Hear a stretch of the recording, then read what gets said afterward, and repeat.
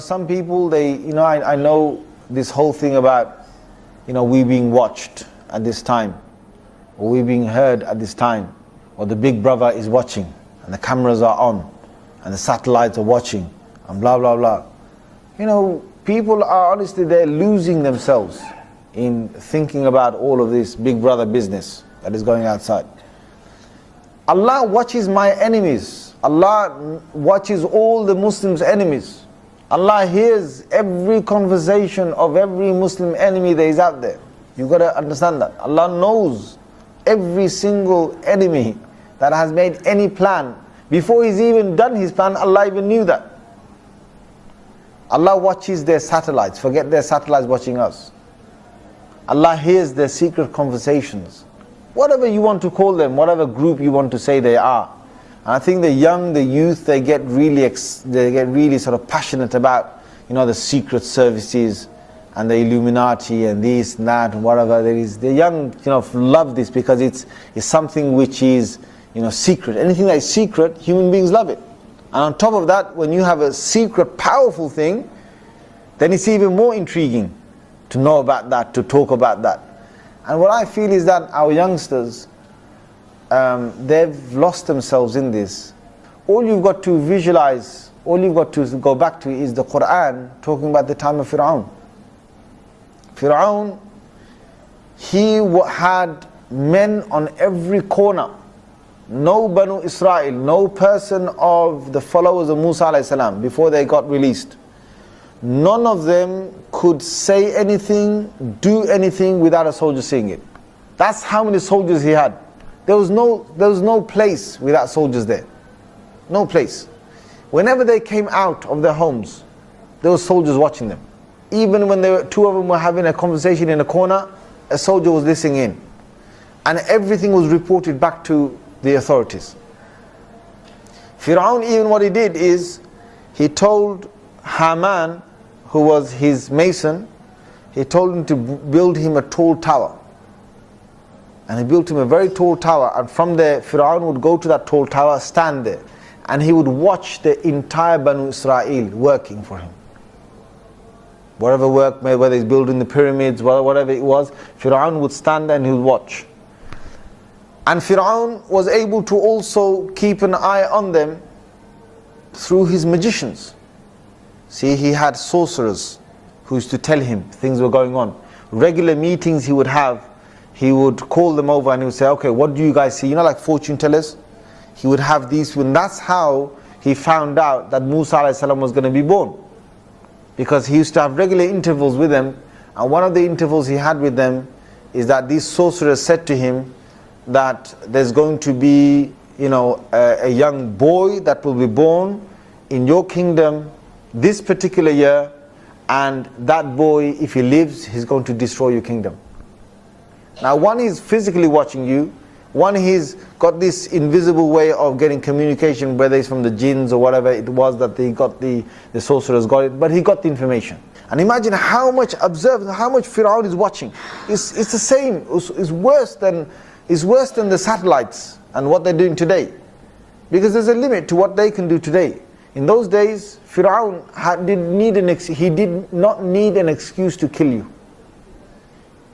He could kill you in broad daylight. His soldiers can kill you. The soldiers used to rape women, rape the Banu Israel, take them away from broad daylight in front of their husbands, go and rape them and bring them back.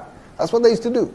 You think it's bad what we've got today? You want to see what the Banu Israel... That's why Allah Azza wa Jal, He reveals so much about Musa and Pharaoh. Because that time will resemble a lot with what we're going through at this moment. So they had all of that going on. So now look at this, look at the power. Now these Muslims today, they say, the Illuminati, they're watching this, they know this, they're going to make this, they're going to do this, they're going to do that. What you've got to understand, Akhi, and my brother, my sister, is that Allah Azza wa Jal, do you think He doesn't know their plans? He doesn't know what they're doing? He doesn't see what they do? He doesn't hear what they say? He's got all the plans to Himself, all of them. Before they even occurred, He knew what they're going to do. He knew how far they're going to go. He knew how many of them are going to get together.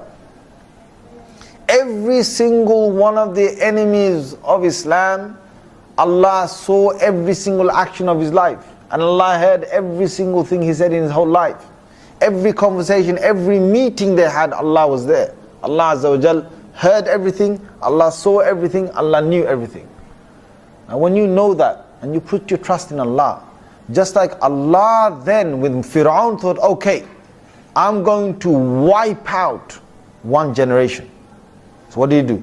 When the sorcerers told him this year, that boy is going to be born, he said, okay, that's it, fine. All the boys that are born this year, wherever you find them, newborn baby boys, kill them. Told his soldiers, go out there, kill them. I can imagine that, you think they're bad today. Are they going around killing all the, killing innocent people in front of their faces, snatching their newborn babies away, killing them and leaving them dead? Now, are they going that far? They haven't gone that far. So there must have been thousands and thousands of babies that were killed. Thousands and tens of thousands of them killed. Then Allah wants to show them who's in charge. Allah wants to show them who's in charge. So they made all these plans. He saw his soldiers are on the guard. They're going every single night finding out which woman is pregnant. And as soon as she delivers, they're going in there and seeing is it a girl or a boy. They don't need permission. They're just going straight inside the doors, seeing if it's a girl or a boy. If it's a boy, they take it away, kill it. If it's a girl, they let it live. And they're watching all the women. How many women pregnant? They've got a count of the women that are pregnant. So they know that Musa alayhi salam's mother is pregnant as well. They're killing boys, they're killing boys, they're killing boys until Musa alayhi salam's mother, she gives birth. When Musa alayhi salam's mother gives birth, then they got the news that she's gone through labor. So the soldiers are coming down. Musa alayhi salam's mother gets scared. She puts it straight into a basket. And she runs outside of a house with the baby boy. And then the soldiers are catching up. So she comes right to the river. And she's fearing, they're going to kill my son. So Allah says in the Quran, I put into her heart, throw the baby into the river. Throw the basket into the river. And with the soldiers coming up towards her, they're going to catch her soon, she just threw the basket into the river.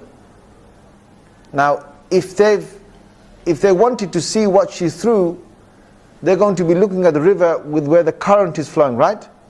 Where the current is flowing. So the soldiers are now looking at the way the current is flowing, and there's nothing there. Because Allah took the basket against the current upwards. The water is flowing downwards, and Allah took the basket upwards. Because Allah wants to take it to one place. Now look at, when Allah wants to do something, who are the Illuminati? Who in the world are these Freemasons and these others? When Allah wants to do something, they can do as many plans as they want. So the basket now moves upwards. Now Allah wants to give it to particular people. So what does He do?